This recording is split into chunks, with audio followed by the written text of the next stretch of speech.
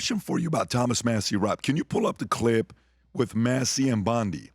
There's a part about Massie and Bondi going back and forth. This is it. I want to get your thoughts on Massie. Go ahead, Rob. Respond, and then the gentleman can move to his next question. It's my time. Within 40 minutes, you asked me a question. Within 40 minutes, Wexner's name was added back. Within 40 minutes of me catching you red-handed. Red-handed. There was one redaction out of he's over listed as a co-conspirator. 4,700, and we invited you in. This guy has Trump derangement syndrome. He needs to get. You're a failed politician. You need to I want you to watch the video. Mr. Chairman, please restore his time and remind the witness of the rules here. There is no credible information. What do you think about Massie? I think this is the only time where she was right. But I think Massie overall is the good guy comparatively. So I'm not putting him down. Just if you look at this one play, because I did see this last night. One reason I didn't sleep last night, I got addicted watching all this. This stuff's too riveting. They did leave Les Wexner, who's the CIA controller, an owner of Victoria's Secret, a bunch of brands. He's the one that gave the largest private residence, Manhattan, 54,000 square foot house to Epstein as a gift. That was a $77 million property for no reason. And he just so happened to own the house that Lutnick moved into next door. It was who owned it? Wexner? Yep, same deal. I didn't know that. In a trust. Really? In a trust, yeah. Wow. It was called Common. So he bought it from him.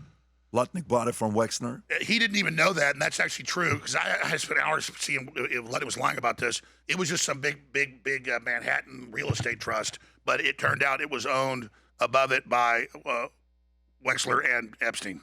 Yeah, I mean, those things you can't control. I live in an area where Paul Castellano, the boss of the, one of the big, I think it was the Gambino family or the Colombo family, who owned the house. So, hey, how did you get the house?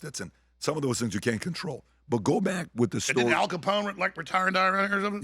Yeah. You hear these types of stories. But go back to Massie. Massie saying that about Bondi. You were going to say something. Oh, there's so much to say about Massie. I mean, here's the deal. I've tracked this. I know the people that got involved, talking to Massie, Emerald Robinson, and so many others. Literally just got him asking questions a couple years ago, even before Trump got back in, and Massie was on this because the American people want it. That's why we're covering it. And then Trump gets in and says, yeah, we're going to go look at it, and then says, no, there's nothing there. It's a hoax. And we're like, what do you mean? And now there's all these documents. And then Trump starts saying, we got to get rid of Massie. He's a traitor. Trump started that. Trump is committing political suicide again with little cuts. He ran off MTG. I know the inside baseball on that. And I still support him. I've been nothing but persecuted supporting him. I don't get any money supporting him. All I get is attacks and lawsuits by the Democrats, because overall it's good what he's doing on so many fronts. He's dismantling the globalists. He's really bringing $20 trillion in jobs back. Already about $8 trillion invested. He's already got energy prices down substantively. So, but I have a responsibility still to report. He went and started a fight with Massie. Why? And made weird statements about his wife after she died. And then he attacked MTG. And listen, MTG isn't running for senator or governor. She's always been a successful woman in her own right. Had a very successful construction company, making tens of millions a year. I talked to her, good friends with her. I knew she was going to resign 5 days before she did. She said, I think I'm going to step down. I can't handle it. And she said, Alex, this is off record. But then later it came out. She said it again, so I can say it. They had a deep fake AI saying it. That was culled, though, from real statements she made, basically. She goes, the last time I really talked to him at any length, he just said, listen, we can't have these files come out because it'll hurt the stock market. It'll discredit America, the faith and credit, basically, and it'll embarrass my friends. Who said that? Trump. Said it to who? Her. And now you got Bondi yesterday saying it in the Congress. But Roger Stone, when he was president-elect, said, hey, just so you know, this Epstein thing's going to be a big problem. And Roger doesn't mind me saying this now. But he said Trump's had the CIA come to him. He didn't tell me what Trump said, but they have dinner all the time. And he goes, Trump thinks it's going to ruin the economy, and it's a big tar baby. And the Democrats have had the file, and it's a setup, and the intelligence agencies say it can bring down the whole country. So, don't expect Trump to, but again, you can see how it's an unending fiasco. Like, in a way, Trump's right, but you can't let them get away with what they did. And again, it's 99% Democrats. So he's giving his main enemies the victory. And then he's talking about how Bill Clinton's a great guy and a nice guy, and too bad he's got to testify to Congress about this. And Ghislaine Maxwell's a nice person, obviously trying to defuse things. And then meanwhile, he comes after MTG, who would literally, eat his shit off the floor previously if he asked her to save the country. And Thomas Massie, who's like a Ron Paul type, who's just very, very serious about his convictions.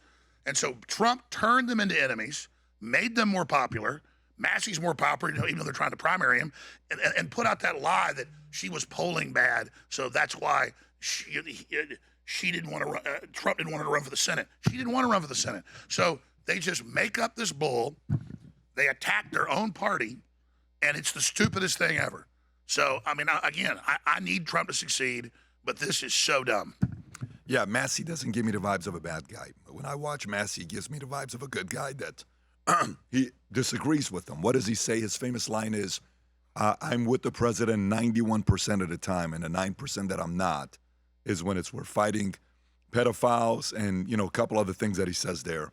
Attacking Iran. But, I mean, that's the other thing. Lake Tahoe was pretty. Was that what you say? Tahoe? Tahoe. I love Lake Tahoe. Lake Tahoe. See what it is. Yeah.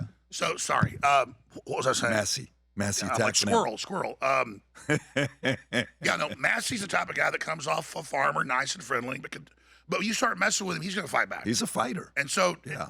And you can tell he actually likes it now once the fight's going. Yeah. So it's like, Trump, you keep picking fights with some of the... You think he is a possible candidate for 28 for those that feel Israel's got a little bit too much influence, and for those that don't like the way Epstein was handled, you think he could be a leading candidate for 28?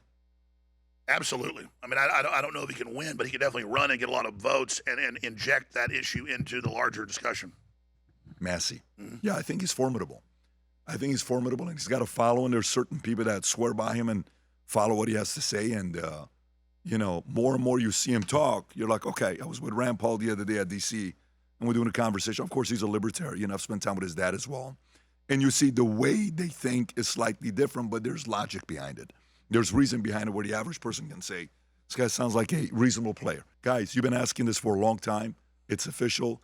Alex Jones is on Manect. You can officially ask him any questions on Manect. And I know for the longest time you guys have been saying, let's get Alex on. Rob, I don't know if the QR code is going to be on the bottom or not, or an ability to ask him questions.